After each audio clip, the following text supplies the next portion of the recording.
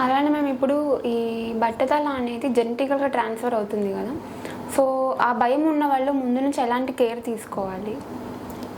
So కొన్ని మన చేతుల్లో ఉంటాయి, కొన్ని మన చేతుల్లో ఉండవు.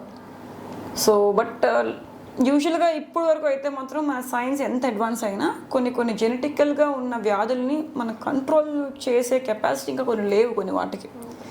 సైంటిస్ట్లు ఆర్ ఇన్ ద వే, వాళ్ళు కనిపెట్టడానికి ట్రై చేస్తున్నారు. అలాంటివి ఏమైనా ఉంటే బాగుంటుంది. At least future next generations at least ఎవరికి గుండెలు బట్టతలు లేకుండా ఉంటాయి. కానీ అన్ఫార్చునేట్లీ అది మన చేతుల్లో ఉండదు.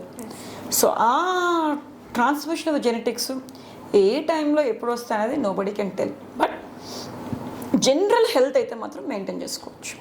బికాస్ మన జనరల్ హెల్త్ సరిగా బాగలేనప్పుడు బట్టతలు ఎక్కువ అవడానికి ఒకసారి ఉంటాయి.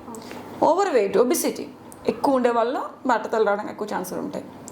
Junk foods, life style changes, సరే నిద్ర లేకపోవడం, hormone imbalances, diabetes, thyroid issues, deficiencies, ఇవన్నీ కూడా మోర్ స్కోప్ ప్రేరేపించడానికి ఎక్కువ అవకాశాలు ఉంటాయి.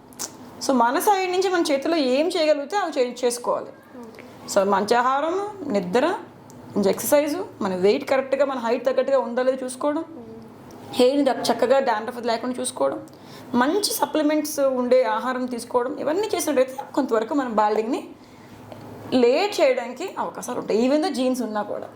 అట్లా